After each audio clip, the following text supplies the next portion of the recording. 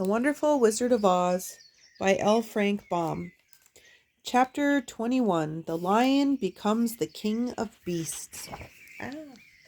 After climbing down from the China Wall, the travelers found themselves in a disagreeable country, full of bogs and marshes and covered with tall, rank grass. It was difficult to walk far without falling into muddy holes, for the grass was so thick that it hid them from sight. However, by carefully picking their way, they got safely along until they reached solid ground.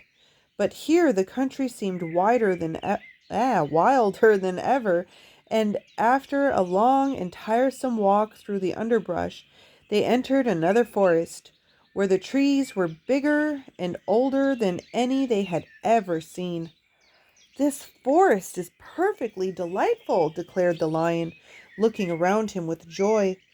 "Never have I seen a more beautiful place." "It seems gloomy," said the scarecrow. "Not a bit of it," answered the lion. "I should like to live here all my life. See how soft the dried leaves are under your feet, and how rich and green the moss is that clings to the old trees.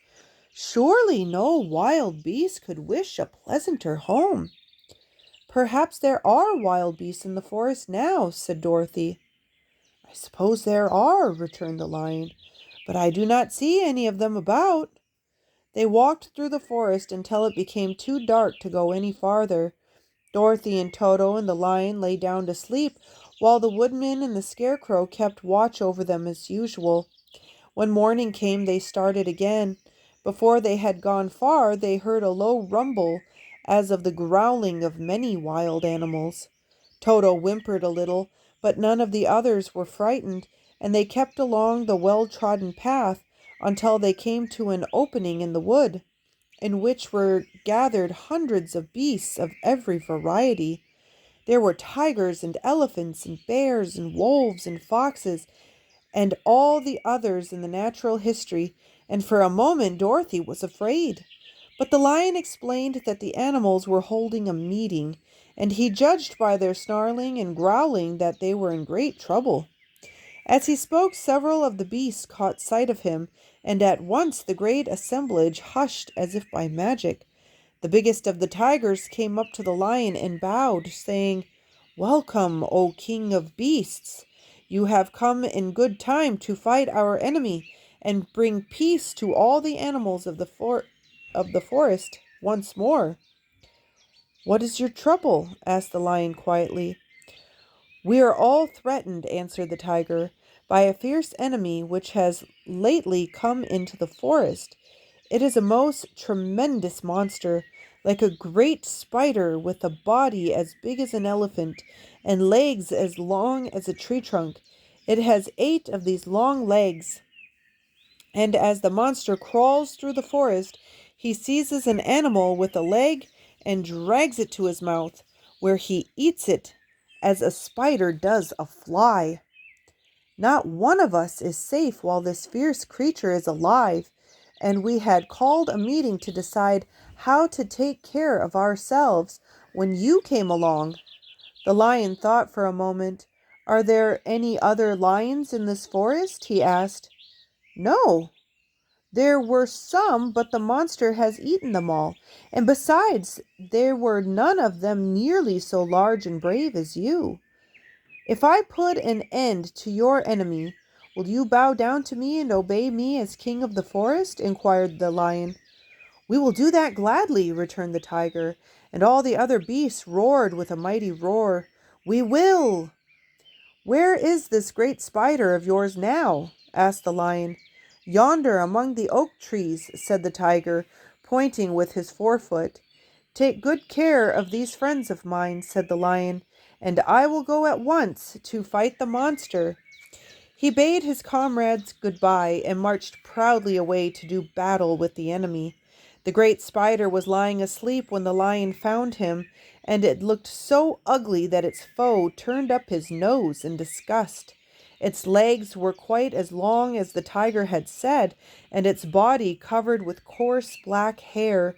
It had a great mouth with a row of sharp teeth, a foot long, but its head was joined to the pudgy body by a neck as slender as a wasp's waist. This gave the lion a hint of the best way to attack the creature, and as he knew it was easier to fight it asleep than awake, he gave a great spring and landed directly upon the monster's back. Then, with one blow of his heavy paw, all armed with sharp claws, he knocked the spider's head from its body. Jumping down, he watched it until the long legs stopped wiggling, when he knew it was quite dead.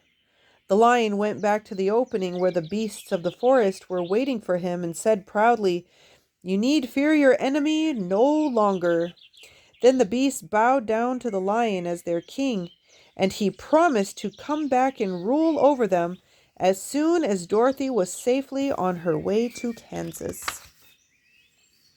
Chapter 22. The Country of the Quadlings. 4 travelers passed through the rest of the forest in safety, and when they came out from its gloom, saw before them a steep hill covered from top to bottom with great pieces of rock. "That will be a hard climb," said the Scarecrow, "but we must get over the hill nevertheless."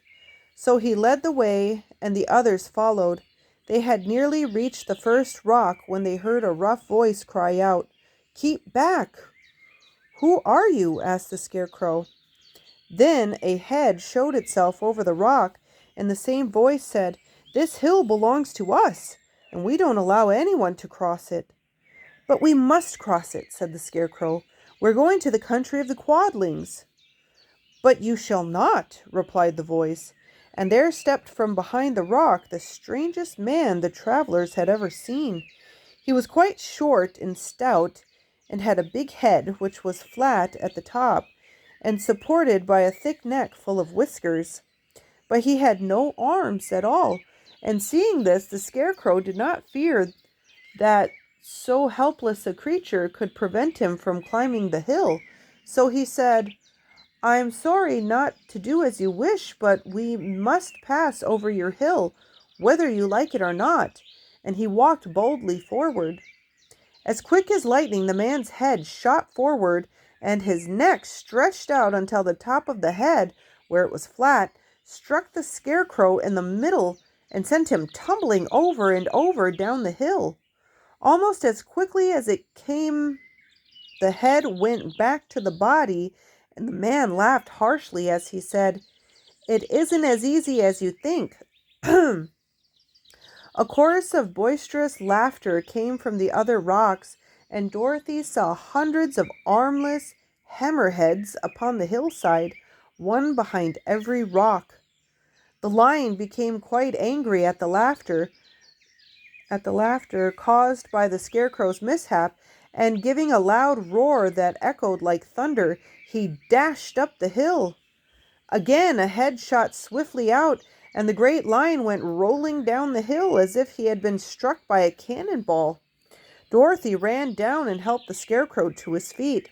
And the lion came up to her feeling rather bruised and sore and said, "It's useless to fight people with shooting heads. No one can withstand them." "What can we do then?" she asked. "Call the winged monkeys," suggested the Tin Woodman. "You have still the right to command them once more."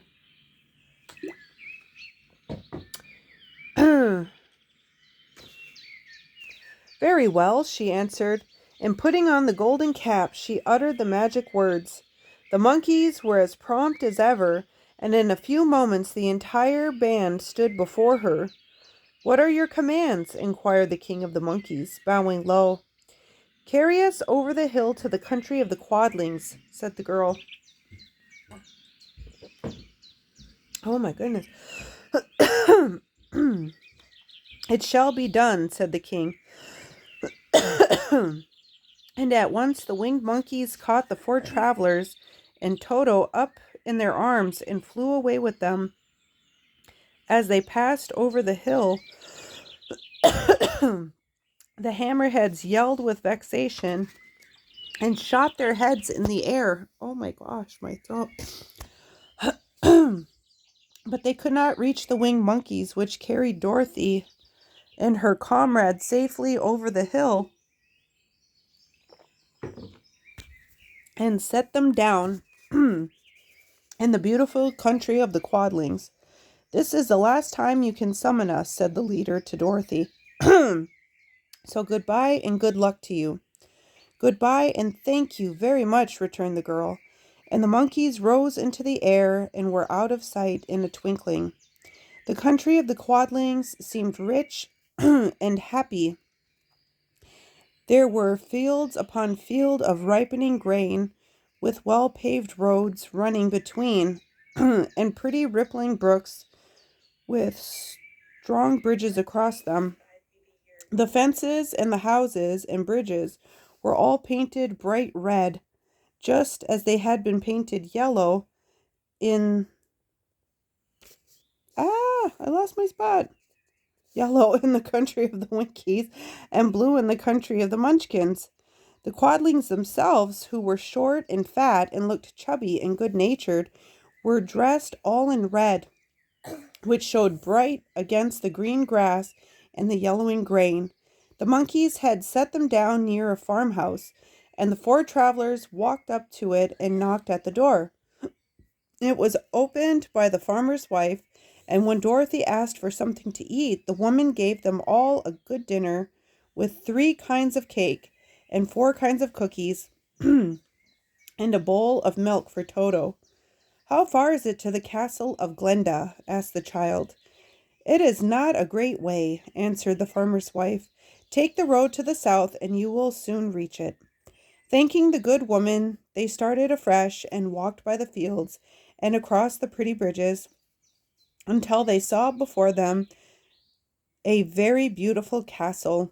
Before the gates were 3 young girls dressed in handsome red uniforms, trimmed with gold braid, and as Dorothy approached, one of them said to her, "Why have you come to the South Country?"